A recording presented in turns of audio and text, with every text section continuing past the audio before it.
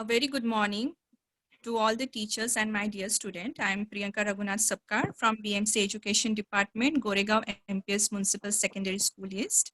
My subject is Science 1 and today I am going to teach you the topic carbon compounds. So let's start with our session here.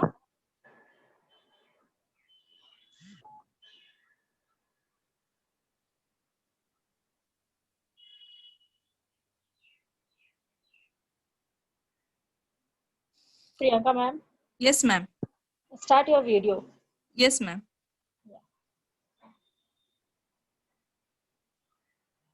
Ma'am, I can't start my video. I don't know why. Yes. Okay. We can see the screen. Yes.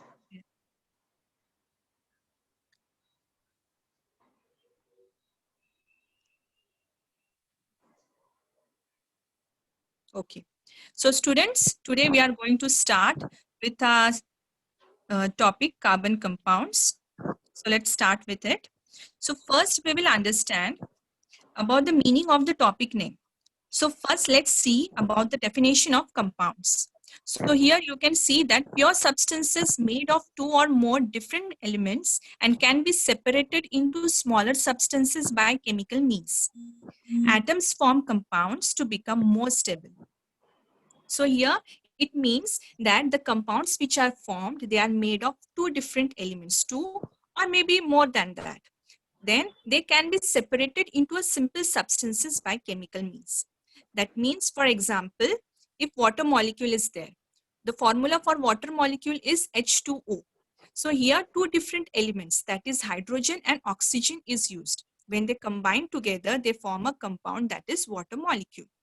Now when we decompose it or when we break down it, it will break down into a simple substances of their elements into the hydrogen and oxygen. So here few examples are given. Water, that is H2O, carbon dioxide, that is CO2, then carbon monoxide, that is CO, then sodium chloride, that is NaCl, then aluminum chloride, that is AlCl3, then magnesium oxide, that is MgO, and then lithium oxide, that is Li2O. Now here few of the diagrams are also given here. You can see in the picture water molecule is given where oxygen and hydrogen are involved to form a compound. Then comes the carbon dioxide below. Here carbon and oxygen both they combine together to form a compound carbon dioxide. Then ammonia is there. So ammonia is made up of elements nitrogen and hydrogen. Then methane. Methane molecule is made up of carbon and hydrogen. Then now we will see how these compounds are formed. Now you can see here formation of NaCl compound. Now as we know that sodium is having its atomic number 11. So here in the next slide I have written here, as sodium is having its atomic number 11, so its electronic configuration will be 1s2, 2s2, 2p6 and 3s1. So likewise, you have to fill the subshells of each element. So then chlorine is having its atomic number 17. Then its electronic configuration will be 1s2, 2s2, 2p6, 3s2 and 3p5. So that means in short, you can write here that sodium is having its electronic configuration 281 and chlorine is having its electronic configuration 287. Now what happens? As we know that sodium is a metal and metal is having the tendency to lose electron. So what will happen? Sodium will lose electron and then its electronic configuration will be 2,8 and then it will form a sodium cation. Cation means having the positive charge here. Then chlorine. Now chlorine what will do? It is a non-metal and it is an electronegative and halogen too.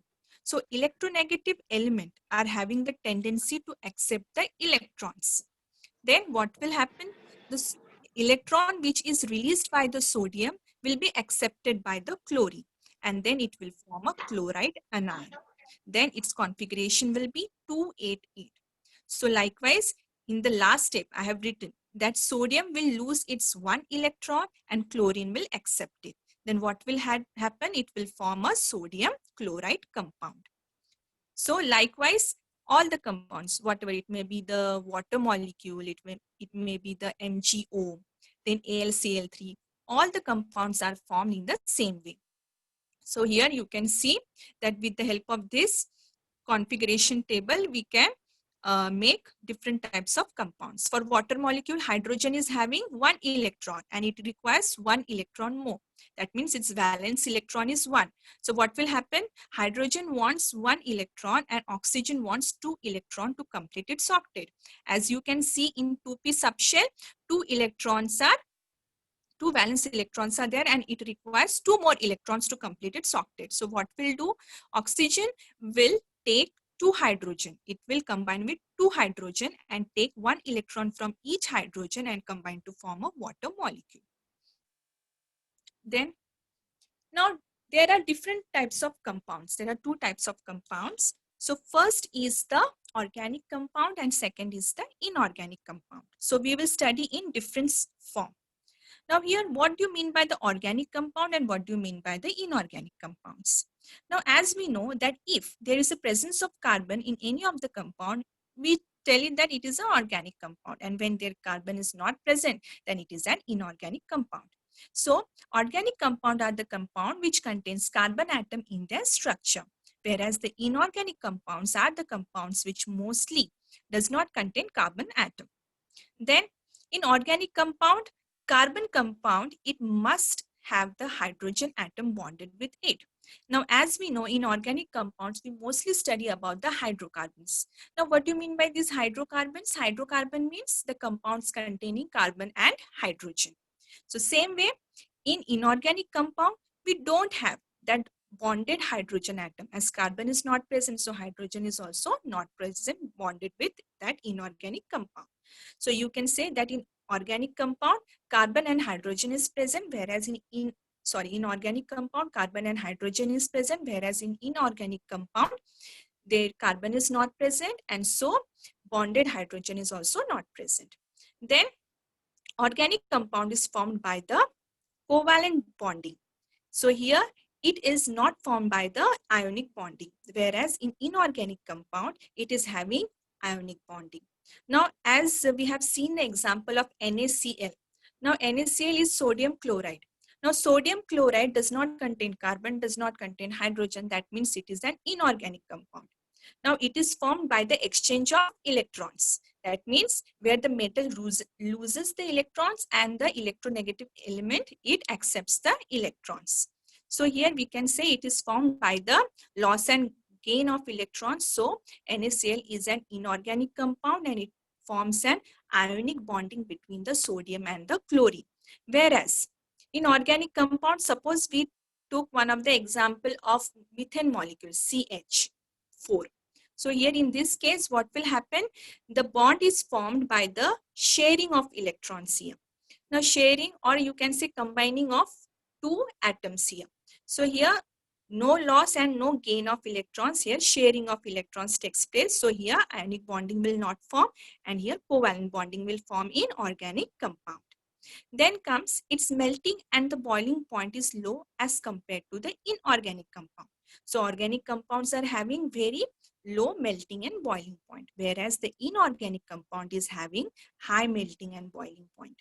Then it does not, so organic compound does not conduct electricity, whereas the inorganic compound, it is a good conductor of electricity. As we have seen that in inorganic compound, most of the metals are present and metals are having the characteristics of having a good conductor of electricity. Whereas organic compound containing carbon, hydrogen, so these are all the non-metals. So here what happens, it does not conduct electricity as the non-metals is having the characteristics of not conducting the electricity. Then organic compounds are found in all the living organisms like animals and plants, whereas the inorganic compounds are not present in living organisms. Then here you can see the examples of organic and inorganic compounds. In organic compounds, different types of carbs, then proteins, then fats. These are all containing carbon compounds. So here in inorganic compounds, salt is there, water is there, oxygen is there. So in these examples, carbon is not present. Salts means NaCl, water means H2O, oxygen means O2. So here carbon is not present. So here these are all the inorganic compounds. Then comes the occurrence of carbon here. Now, where does this carbon found? Now, carbon is found in the atmosphere, inside the Earth's crust, and in all the living organisms. Then, carbon is present in fuels like wood, coal, charcoal, coke, petroleum, natural gas, biogas, marsh gas, etc. Now, what do you mean by this marsh gas? Marsh gas means you can say it is a methane gas or especially generated by decaying matter. So here, carbon is also present in compounds like carbonates. Now, carbonates are those compounds which contain CO3 dinegative ions, and hydrogen carbonates which contains HCO3 negative ions. Then, carbon is found in free state as diamond, graphite, fullerene, etc. So here you can see where the carbons are found. Now in the picture also you can see few of the examples of wood, coal, charcoal, coke, petroleum, natural gas, biogas, marsh gas, etc. These are all the pictures involving these. Now, how we get carbon in nature? So here is a picture, you can see a CO2 cycle, that is a carbon dioxide cycle. So where animals and plants, they respire and release carbon dioxide. So then factories also release carbon dioxide, industries also release carbon dioxide. So what happened? Then these CO2 is absorbed by the plants for the process of photosynthesis to produce food, that is glucose and oxygen. So then when these animals, they die, then plants decay, and these dead and decaying organic materials and their waste products are decomposed into the soil and converted into the fossil and fuels. Then oil, natural gases, these are all the products of the deep burial and decomposition of dead plants and animals. Heat and pressure in the absence of oxygen transform the decomposed material into the tiny pockets of gas and crude oil.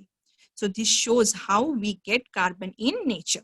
So this is all the process. This is a cycle where CO2 is respired by the plants and animals, and again in the soil we get it back. So like this is the cycle for the carbon. Then we will see about the properties of carbon. Now the atomic symbol of carbon is C, as we all know. Then the atomic number is 6. Now what do you mean by the atomic number? Atomic number is nothing but the number of electrons or number of protons. You can say it as the number of protons, maybe it is a 6, or you can say it is the number of electrons, which is also 6. Then comes the atomic mass. The atomic mass of carbon is 12. Now what do you mean by the atomic mass number? Atomic mass number means the number of protons and the number of neutrons. Now you might be knowing that each atom is having a nucleus. So the mass of each element is concentrated in the nucleus. And nucleus contains protons and neutrons. Protons is a positively charged particles and neutrons is a neutral particle. It does not contain any charge. So when you add it, then you will get the mass of that particular element. So here atomic mass of carbon is 12, that is 6 protons and 6 neutrons. Then the freezing point is 3500 degrees centigrade and the boiling point is 4827 degrees centigrade. Here I have drawn here carbon atom, where you can see in the center there is a nucleus, and the nucleus involves protons and neutrons. The blue colored positively charged particle ball is a proton, and here 6 protons are there. And the red colored ball, these are all the neutral balls, so it is a neutron. Then around it is present electrons, green colored ball, it is having negative charge. So likewise the structure of carbon atom is there. So here you can say that the atomic number, that is the number of electrons revolving around the nucleus, is 6, and the number of protons which is inside the nucleus, it is also 6. So here atomic number is nothing but the number of protons, or you can say it is the number of electrons. And in each element, the number of protons and number of electrons will be same. There will not be any difference. Only the difference will be in the number of neutrons in some cases. Okay. Then here in the modern periodic table, where is the position of carbon? Here you can see that in modern periodic table, the position of carbon is in the 14th group and in the second period. Now, as we know that the modern periodic table consists of 18 groups and 7 periods. Then it is having S block, P block, D block and F block elements. Now, group 1 and 2 is a S block element. From group 13 to 18 is a P block element. From group 3 to 12 is a D block element. And all the lanthanide and actinide series which is given below, these are all the F block elements. Now here, depending upon the outermost subshells, these elements are placed in different blocks. Now here, carbon is there. Carbon is present in the 14th group of the modern periodic table and in the second period. And carbon is a non-metal. Then all about the carbon element. Now what is this carbon is? Carbon is a non-metal as we have already seen. Then carbon belongs to P block to the modern periodic table. Then it is having 6 atomic number which we have seen already before. Then it is a tetravalent, that is it is having 4 as its valency. Now while writing the electronic configuration of a carbon, if 6 is the atomic number, what we will write? 2, 4. So likewise, when you add 2 plus 4, we get 6. Now 2, 4, that means to get a complete octet, we require the configuration of 2, 8. Now to get the 8 configuration, so what we have to do, we need 4 more electrons to complete its octet. So here 4 is the valency of that particular element carbon. So it requires 4 more electrons to complete its octet. That means it will combine with those elements which will fulfill its requirement of 4 electrons. Then it is the important and versatile atomic element. Then it is found in all these places which produces black smoke after burning. Now you might be knowing that whenever you burn something, then whatever the remaining is there, that remaining containing black contain. So that black content is nothing but the carbon. So carbon is everything. Okay. So it is the most versatile element as it combines easily with the other elements, especially with the hydrogen. And hence it is a versatile element. Then comes the electronic configuration chart.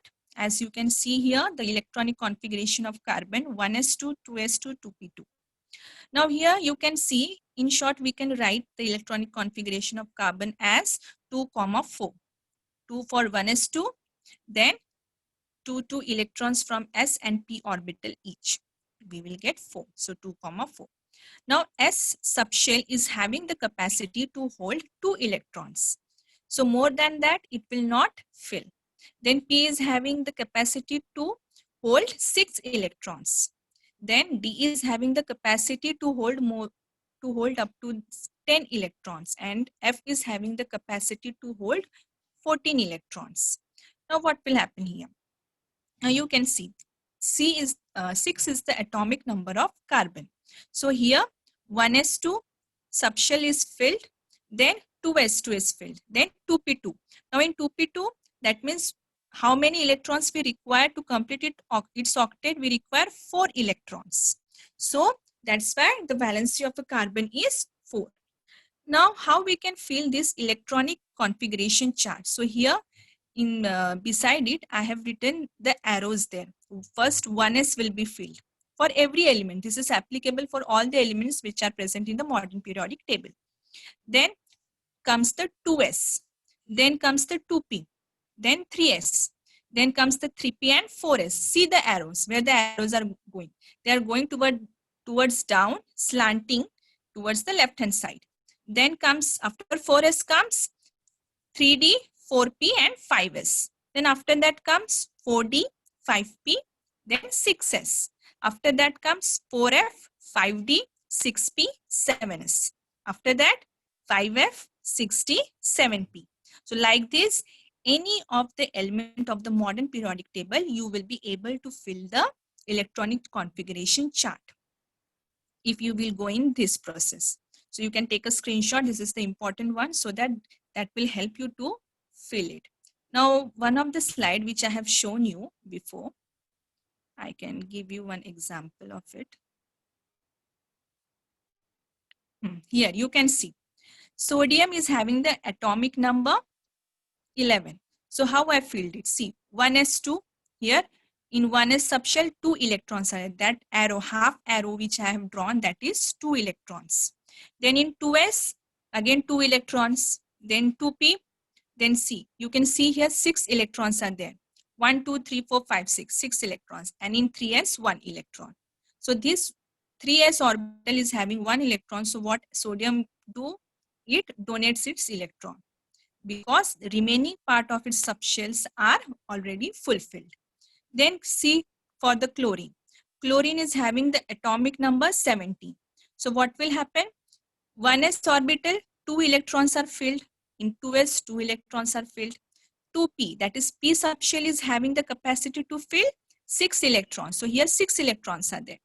Then again 3s. So s is having the capacity to fill 2 electrons, and again 3p, that is p is having the capacity to fill 6 electrons, but here the last subshell is incompletely filled.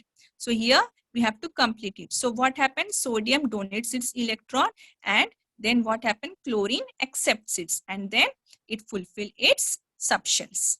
Then same for the hydrogen. 1 electron is there. Its atomic number is 1. So 1s is filled. Then for oxygen, 8 is the atomic number. So in S subshell, 2 electrons. In 2s, again 2 electrons. And in 2p subshells, here 4 electrons are there. That means it requires 2 more electrons to complete its octet. So likewise, you can fill any of the electronic configuration of any element from the modern periodic table. So you can take a screenshot of it. It is very helpful for you. Then comes the allotropes of carbon.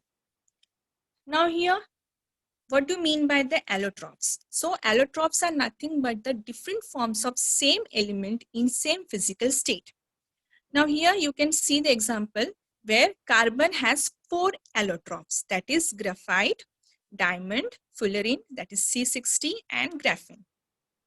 So here all these allotropes are in solid state. As we have already told that these are in same physical state, in solid state. Then allotropes are different forms of same element. So here all these allotropes are containing carbon, and all these are the different forms of carbon. Then here you can see different types of shapes of allotropes, where graphene is there, nanotube is there, fullerene is there, diamond is there, and graphite is there. So here all these are the examples of the allotropes of carbon. Then now up till now we have seen only about the carbon elements. Now we will see for the carbon compounds. Now the compounds which is formed with the help of carbon atom. That means if carbon compounds is there, that means the compounds containing carbon, where carbon atom is present. Then these are covalently bonded. Now as I have already told you, while studying the difference between the organic and inorganic compound, I already told you that in organic compound, carbon is present, and carbon, it does not, and these compounds does not contain ionic bonding. That means it contains a covalently bonded molecule. Then it is having the less melting and the boiling points. Whatever the characteristics of organic compound is there, that is all applicable to carbon compounds. Then it does not conduct electricity, having a weak intermolecular forces of attraction, and it is having a bad conductor of electricity. Now, as when carbon compounds are formed, the forces of attraction, that is the bond which is formed between them, is a weak bond. So what happens? It breaks quite easily as compared to other compound. That's why its melting and the boiling point is low. As we have already written here that it is having a weak intermolecular forces of attraction. So that's why what happens when we heat it or when we boil it, what happened? It after some time it starts melting its bonds and it bonds breaks. So here it is having the less melting and the boiling point and it is having a weak intermolecular forces of attraction. Then carbon means it is a non-metal. So it will be having the characteristics of a non-metal, of not conducting electricity. So it is a bad conductor of electricity. So whatever the carbon compounds are there, whatever the compounds which are formed from the carbon, they are all the bad conductor of heat and electricity. Now we all are studying about the ionic bond, covalent bond. So what these bonds are, we will study in short so that it will be clarified. So there are, four types of bonds we will study here, types of chemical bonds. So first we will study about the ionic bond. Now here, how ionic bond is formed. Now, as we have seen in the NaCl, that is the sodium chloride compound, that how this compound are formed. Metal atom loses electron to a non-metal atom. Here, sodium is a metal and chlorine is a non-metal. So what happens? Metal is having the tendency to lose electron. It will donate electron or it will lose it electron. And chlorine is a halogen. It is an electronegative and a non-metal. So what it will do? It will accept the electron and then they will form ions. Then after formation of ions, what will happen? Positive and negative ions will attract each other and they will form a bond, that is sodium chloride. So here, the next one is the example of magnesium oxygen, that is magnesium oxides, where magnesium and oxygen, they combine. How they combine? By magnesium loses its 2 electrons and oxygen is having a deficiency of 2 electrons. So what will happen? Magnesium will lose 2 electrons, then it will form magnesium dipositive ions and oxygen will accept 2 electrons, then it will form oxide dinegative ions. Then what will happen? These both positive and negative ion will combine with each other and will form a magnesium oxide. So here loss of electron and gain of electron takes place in ionic bonding. Then comes the covalent bond. Now in covalent bond, sharing of electrons takes place. So two non-metal atoms, they share their electrons. So here one example is given of oxygen atom. So in oxygen atom, what happens? Here oxygen is having the deficiency of two electrons and its outermost shell contains 6 electrons. So what will happen? 2 electrons from both the oxygen atom, they will combine, and after combining, they will form oxygen molecule. Then same for the water molecule. Now hydrogen is having the deficiency of 1 electron and oxygen is having the deficiency of 2 electrons. So what oxygen will do? From 2 hydrogen atom, it will accept 1 electron. That means it will share its 1 electron with both the hydrogen atom, and what will happen? They will form a water molecule here. Then comes the hydrogen bonding. Then in hydrogen bonding, what happens if water is present? So their water molecules are present. Now oxygen is highly electronegative and hydrogen is a electropositive.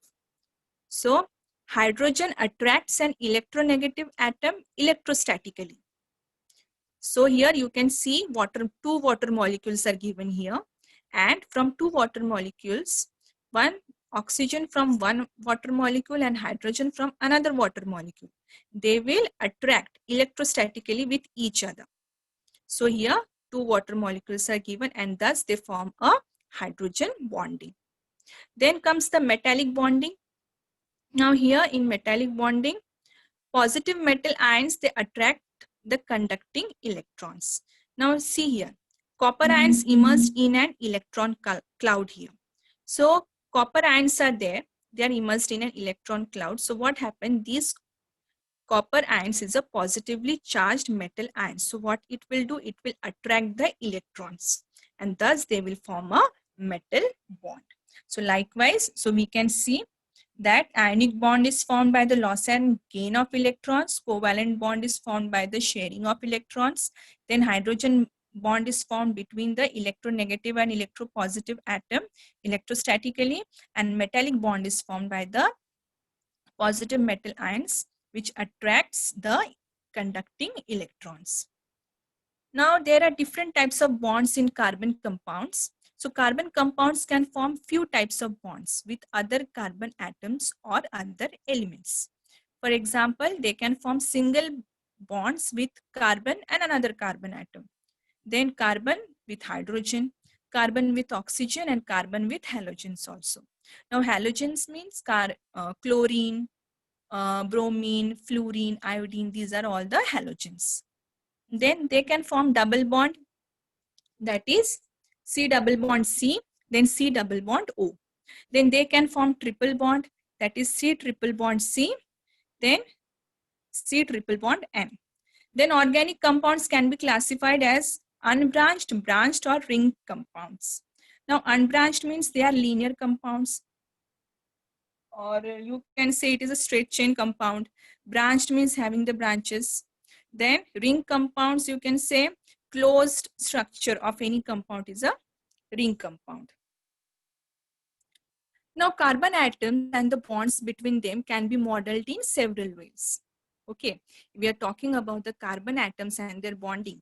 They can be modeled in a different way. Likewise, electrons are shown as a cloud of negative charge. Then electron dot diagram is there. That is, dot represents valence electrons. So here the pair of dots circled represents one bond. So here you can see the carbon-carbon, from one carbon each, one electron will combine and they will form one bond. Then you can see a ball and stick model where two carbon balls are there and in between them stick is there. That is a single bond. Then a dash structure representing carbon, single bond, carbon. So likewise, different types of model structure have been made for showing the carbon bonding. Then steps to draw the electron dot structure. So how we can draw the electron dot structure here? So here, first of all, we have to write the chemical symbol. Any of the chemical symbol, if carbon is there, if sodium is there, if chlorine is there. So here we have taken one example of chlorine.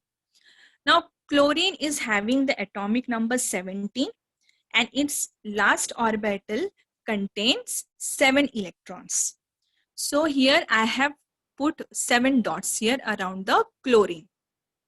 So after putting the 7 dots here, find the number of valence electrons. So find the number of valence electron means valence electrons are those which are present to the outermost shell of the orbital of that particular element. Then draw the valence electron in the following configuration. So likewise, very simple dot structure is very simple. So where you have to draw the outermost shell electrons in a dot form. Then electron dot structure and dash structure here. So now you can see that single bond is formed by only single bond will be there. In double bond, 2 bonds will be there, and in triple bond, 3 bonds will be there. Now we have taken the example of hydrogen. Now hydrogen is having the atomic number 1. So that means it is having 1 electron. So here the outermost shell contains 1 electron. So one electron from each hydrogen atom will combine to form a single bond. So here in below 2 dots are there. 2 dots means 1 electron from each hydrogen, they combine to form a single bond here. And first one is the dash structure and the second one is the dot structure. Then comes the double bond. Now as we know that oxygen is having the atomic number 8 and it requires 2 electrons to complete its octet. That means its outermost shell contains 6 valence electrons. And to complete its octet, it requires 2 more electrons. So what will happen? 2 electrons from each oxygen atom, they will combine. So here below dot structure, you can see here 2 dots are there and there they become double bond. Then comes the triple bond. Now in triple bond, we will have taken the example of nitrogen. Now nitrogen, it shares 3 electrons as it requires 3 electrons to complete its octet. So what it will do, the 3 electrons from each nitrogen atom will combine to form a triple bond. So here you can see that here triple bonds have been drawn. So here the both dot and dash structures have been shown to you so that you will not get confused. Now this structure, you can see here, hydrogen is there. This hydrogen, they combine to form H2, that is HH single bond. Here you can see dot structure and dash structure both. Then oxygen atom. Now 2 atoms of oxygen. In the outermost shell, you can see 6 electrons are there. And the upper part and the side, left side part, they both are paired. But here, right hand side part and below part, it contains only one electron. So it requires 2 electrons. So what it will do, it will combine with the other oxygen atom to form a double bond.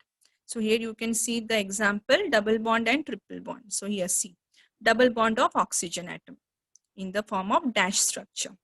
Then comes the nitrogen.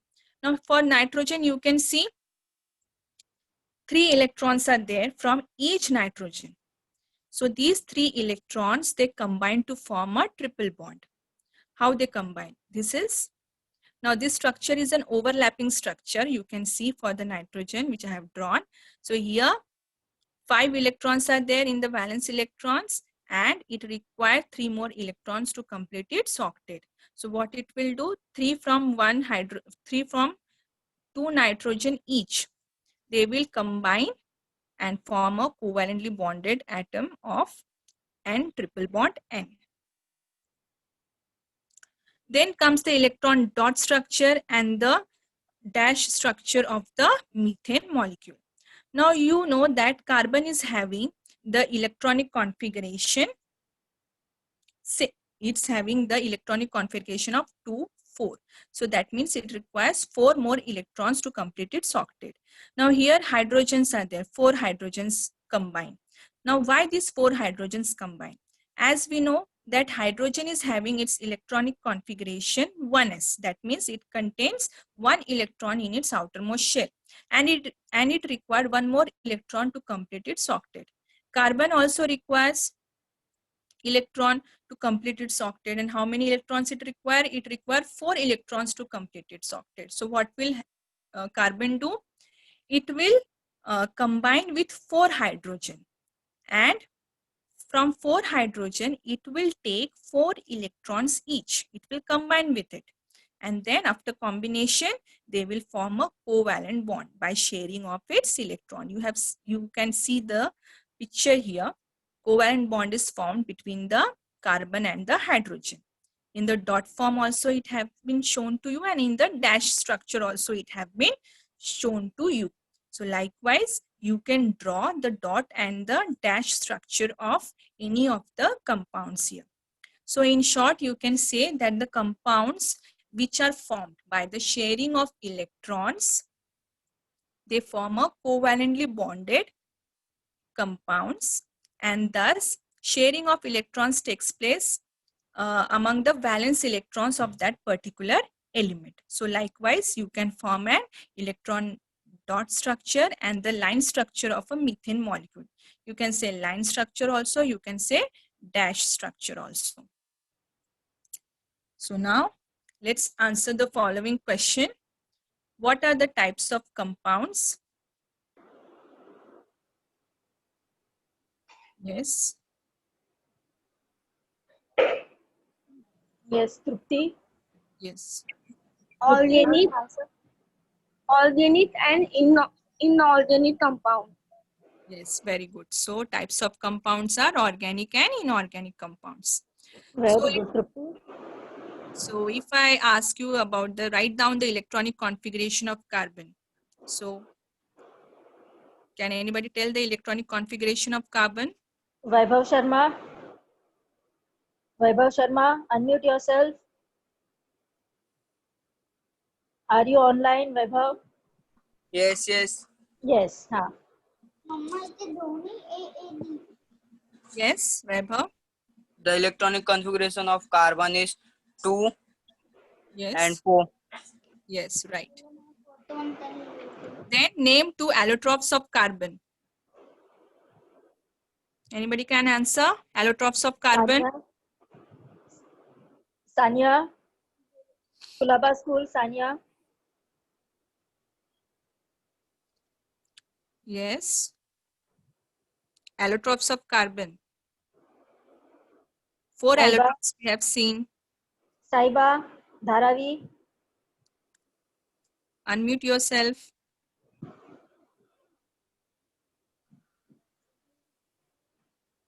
Kushi. Kushi, Diamond. Kumta Road. Okay, Saiba, yes.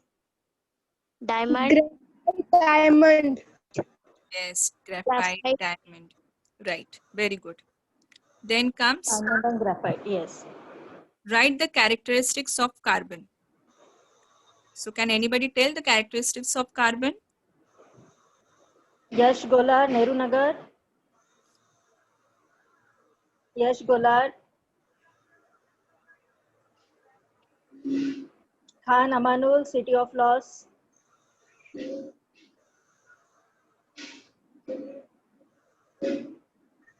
Kushi, you want to answer?